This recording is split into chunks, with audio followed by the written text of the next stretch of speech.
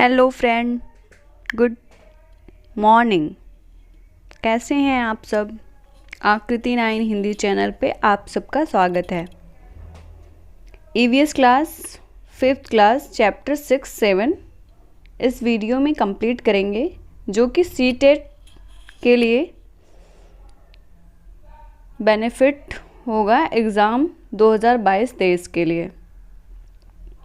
तो चैप्टर का नाम है बूंद बूंद दरिया दरिया।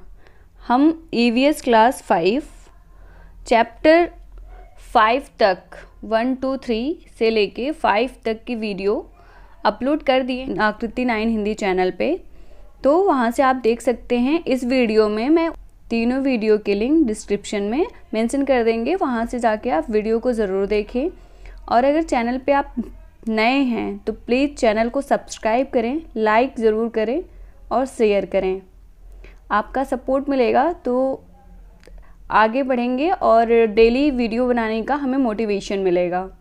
जैसे कि कमेंट आया था कि लोगो हटा दें, काइन मास्टर से हम वीडियो को एडिट करते हैं तो वो लोगो अभी दिखेगा, क्योंकि हम प्रीमियम वर्ज़न नहीं यूज़ कर रहे हैं। अगर आप लोगों का सपोर्ट मिला तो ज़रूर वो लोगो भी हट जाएगा और काफ़ी अच्छा से अच्छा वीडियो हम आप लोगों को प्रोवाइड कराएंगे। कंटेंट भी अच्छे से अच्छे हम पढ़ते हैं एनसीईआरटी। उसके बाद जो चीज़ें लगती हैं कि एग्ज़ाम ओरिएंटेड हैं वही मैं इसमें मेंशन करती हूँ और समझाने का प्रयास करती हूँ। तो आई होप आपको अच्छा लगेगा और इस वीडियो को ज़्यादा से ज़्यादा शेयर करें।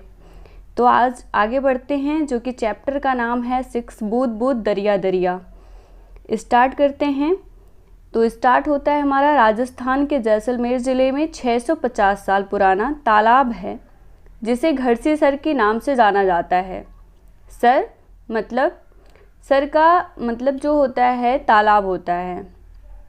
यह तालाब राजा घड़सी ने लोगों के साथ मिलकर बनवाया था। तो एक राजा थे जो तालाब बनवाए थे, तो राजा का नाम क्या था? घड़सी सर था। उन्हीं के नाम से घड़सी सर पड़ गया, क्योंकि वो तालाब बनवाए थे और राजा का नाम घड़सी था। वो कहाँ था? तो जैसलमेर, राजस्थान के जैसलमेर ज़िले में, राजस्थान के क्या था? जैसलमेर ज़िले में था। वो कितना साल पुराना था? तो 650 साल पुराना तालाब है। यह तालाब इस तरह से बनवाया गया था कि जब पानी से भर जाता तब बाकी पानी बहकर नीचे बने हुए तालाब में चला जाता, और जब वह भी भर जाता तब पानी तीसरे में चला जाता। इस तरह 9 तालाब एक दूसरे से आपस में जुड़े हुए थे। पर आज घड़सीधर तालाब जो है उजड़ सा गया है। 9 तालाबों के क्योंकि इसलिए उजड़ सा गया है क्योंकि उन तालाबों के बीच में, मतलब जो 9 तालाब बने हुए थे उनके बीच में मकान और कॉलोनियाँ बन गई हैं। अल बरूनी जिस देश से भारत आए थे, आजकल उस देश को उज़्बेकिस्तान के नाम से जाना जाता है। अल बरूनी एक इतिहासकार थे, जो कि इतिहास में, हिस्ट्री में इनके बारे में हम पढ़ते हैं तो एनसीईआरटी में, ईवीएस में इनका जिक्र है। वो कहाँ से आए थे? तो उज़्बेकिस्तान से आए थे। आज के समय में उसको उज़्बेकिस्तान के नाम से ही जाना जाता है। इन्होंने उस समय के तालाब के बारे में लिखा है कि बड़े बड़े भारी पत्थरों को लोहे के कुंडों और सरियों से जोड़कर तालाब के चारों तरफ चबूतरे बनाए जाते हैं। इन चबूतरों के बीच ऊपर से नीचे जाती हुई सीढ़ियों की लंबी कतारें होती हैं। मतलब जो चबूतरे बनाए होते हैं उससे ऊपर से नीचे की जाती हुई सीढ़ियाँ लंबी कतारें की तरह ऐसे बनी होती हैं, जो कि चढ़ने उतरने के रास्ते जबकि अलग होते हैं। सीढ़ियाँ अलग होंगी, चढ़ने उतरने के रास्ते अलग होंगे, तो भीड़ भी कम होगी, जिससे भीड़ लगने से परेशानी नहीं होती। आज अल बरूनी की किताबों से यूएस उस ज़माने के बारे में बहुत कुछ पता चलता है। ऐसे ही अन्य इतिहास के स्रोत जैसे इमारतें, दस्तावेज, सिक्के, चित्र आदि से ही हमें पता चलता है कि हाँ, इतिहास के स्रोतों इमारतें ही हैं हमारे, कि हाँ पता चलता है कि हाँ ये चीज़ें हुई थी। हिस्ट्री में हम पढ़ते हैं तो कुछ चीज़ें हमारे पास हैं स्रोत के रूप में, जिसे हम प्रूफ के रूप में कहते हैं।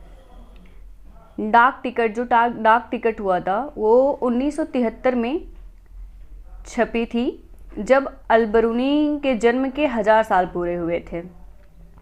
कब हुए थे? अलबरूनी के जन्म के 1000 साल पूरे हुए थे, तो डाक टिकट 1973 में छपी हुई थी। ये इंपॉर्टेंट क्वेश्चंस है, ये यहाँ से क्वेश्चंस बन सकते हैं। जैसे मेन हैं कि डाक टिकट कब छपी थी, किसके जन्म पे छपी थी, किस सन में छपी थी। तो या फिर पूछ सकता है कि अलबरूनी के 1000 साल पूरे होने के बाद कौन सा टिकट छपा था। तो ऐसे डाक टिकट छपी थी, कब छपी थी? तो 1973 में। किसके जन्म के 1000 साल पूरे होने के बाद? तो अलबरूनी के 1000 साल पूरे होने के बाद, जब 1000 साल पूरे हुए थे। तो राजस्थान में जैसलमेर के अलावा बहुत से इलाके ऐसे हैं जहां साल में बस 10-12 दिन ही बारिश होती है। कहाँ पे? राजस्थान के जैसलमेर, जहाँ पे हमने घड़सीसर तालाब के बारे में पढ़ा था, वो भी जैसलमेर में ही था। तो राजस्थान में जैसलमेर एक जगह है जहाँ पे साल में सिर्फ 10-12 दिन ही बारिश होती है। यहाँ की नदियों में भी साल में कई महीने पानी नहीं रहता। अब हम पढ़ेंगे बावड़ी। बावड़ी क्या चीज़ है? बावड़ी जो होती है वो सीढ़ियाँ ज़मीन के नीचे कई मंजिल तक जा रही हैं। पानी ऊपर से खींचने के बजाय खुद लोग पानी तक पहुँच सकते हैं, मतलब सीढ़ियों से वो पानी तक पहुँच जाते हैं लेने के लिए, उसमें खींचना नहीं पड़ता है। जैसे कुओं से हम पानी खींच के निकालते हैं, तो ये बावड़ी ऐसी बनी है कि उसमें सीढ़ियाँ बनी हुई हैं, कई मंजिलें तक जाती हैं, तो वहाँ तक लोग आराम से पहुँच जाते हैं और पानी ले लेते हैं। इसलिए कुछ लोग इसे सीढ़ीदार कुआं भी कहते हैं, जबकि कुओं से पानी को खींचा जाता है। अब वहाँ पे जो मुसाफिरें आते थे जाते थे, तो वो किसका यूज़ करते थे पानी के लिए? तो वो पानी का यूज़ करते थे प्याऊ, मशक और ऐसे ही कई सारी चीज़ें होती थी। तो इसमें प्याऊ और मशक कहा गया है। पुराने पानी के स्रोत जो हैं वो हैं बावड़ी, तालाब, नौला, धारा आदि। तरुण भारत संघ एक संघ है। क्या है? तरुण भारत संघ नामक संस्था जो थी वो पानी के इंतज़ाम से ही जुड़ी हुई है। तो क्वेश्चन आएगा कि पानी के इंतज़ाम से ऐसी कौन सी संस्था है? तो तरुण भारत संघ नामक संस्था पानी के इंतज़ाम से जुड़ी हुई है। अब इस संघ से कौन जुड़ा हुआ है? तो इस संघ से दंडकी माई। दंडकी माई पूछा है, दंडकी माई कहाँ किससे जुड़ी हुई हैं? तो दंडकी माई राजस्थान के अलवर जिले के एक गांव में रहती हैं। इन्होंने तरुण भारत संघ के साथ मिलकर अपने गांव में तालाब बनवाया। कौन? दंडकी माई। 1986 में जोधपुर और आसपास के इलाकों में सूखा पड़ा था। कब? 1986 में। कहाँ पर? जोधपुर और आसपास के इलाकों में सूखा पड़ा। तब लोगों ने मिलकर बावड़ी में से 200 ट्रक से भी ज़्यादा कूड़ा निकाला। जो बावड़ी तक जो सीढ़ीदार होता है, जिसे सीढ़ीदार कुआं कहते हैं, वहाँ तक पानी लोग पहुँच जाते हैं। तो फिर जब सूखा नहीं पड़ा, बारिश होती रही, तो फिर बावड़ियों को लोग भूल जाते हैं, फिर उसमें कूड़ा करकट लोग फेंक देते हैं। एक बार फिर ऐसे सूखा पड़ा, वही इसमें है कि 1986 में फिर से सूखा पड़ गया। तब जाके लोगों को बावड़ी का याद आया। फिर लोगों ने मिलकर के 200 ट्रक से भी ज़्यादा उस बावड़ी से कूड़ा निकाला और वही बावड़ी शहर के लोगों की प्यास को बुझाया। अब हम पढ़ेंगे पानी के प्रयोग। प्रयोग किया गया है पानी का। तो लोहे की कील पानी में डूब जाएगी। लोहे की कील पानी में डूब जाएगी जबकि कटोरी तैरेगी, ऐसा क्यों? सोचिए। देखिए, ऐसा इसलिए हुआ क्योंकि कटोरी ज़्यादा पानी को विस्थापित करती है। कटोरी का जो नीचे का आयतन होता है वो ज़्यादा होता है, तो पानी को ज़्यादा घेरेगा। विस्थापित करती मतलब ज़्यादा घेरेगा, जबकि कील कम पानी को विस्थापित करती है, इसलिए कील डूब जाती है और कटोरी तैरती रहती है। प्लास्टिक की खाली बोतल पानी में तैरती है जबकि भारी बोतल डूब जाती है, क्यों? देखिए, पानी से भरी बोतल इसलिए डूब जाती है क्योंकि उसमें भरी हुई हवा पानी के कारण क्या होती है? निकल जाती है तथा ज़्यादा भारी हो जाती है, इसलिए भरी हुई बोतल डूब जाती है क्योंकि पानी से उसका ज़्यादा वेट हो जाता है। मृत सागर। मृत सागर के बारे में आई थिंक आप लोगों ने पढ़ा होगा। जबकि सागरों में तो हर सागर के पानी में नमक होता है, लेकिन मृत सागर दुनिया का सबसे नमकीन सागर है। इतना ज़्यादा नमकीन है कि लगभग 1 लीटर पानी में 300 ग्राम नमक आपको मिल जाएगा। अगर 1 लीटर पानी लेते हैं तो उसमें आपको 300 ग्राम नमक मिल जाएगा। मृत सागर में हम ऐसे तैर सकते हैं जैसे आराम से लेटे हों। मतलब उसमें जैसे हम नॉर्मल तालाब में तैरते हैं तो हमें हाथ पैर ऐसे, अगर हम मृत सागर में जाके लेट जाएंगे तो भी हम उसमें तैरते रहेंगे, डूबेंगे नहीं। तो दुनिया का सबसे ज़्यादा नमकीन सागर कौन सा है? तो मृत सागर है। ये इम्पॉर्टेंट याद करने वाली चीज़ है।